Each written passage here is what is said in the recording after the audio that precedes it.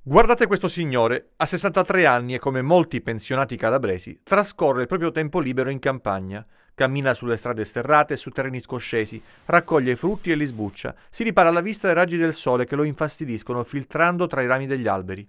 Tutto normale se non fosse che il soggetto in questione sia per l'INPS e da ben 17 anni un non vedente, titolare di un trattamento pensionistico derivante proprio dal suo status di invalido al 100%. L'uomo, residente a Rombiolo nel Vibonese, è stato filmato dagli uomini del comando provinciale della Guardia di Finanza che lo hanno denunciato alla procura insieme ai due medici responsabili delle pratiche che hanno consentito che ottenesse la pensione.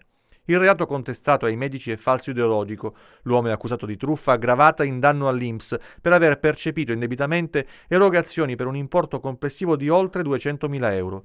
Le indagini del nucleo di polizia economico-finanziaria, con appostamenti e pedinamenti, hanno consentito di sorprendere il sedicente invalido mentre svolgeva normali attività quotidiane non compatibili con lo status di cieco assoluto, riconosciutogli dal 2001. L'invalidità attestata risultava documentata dai certificati rilasciati dai due medici denunciati per falso, sulla base dei quali l'Istituto di Previdenza aveva riconosciuto la pensione di invalidità al 100% e pertanto anche l'indennità di accompagnamento.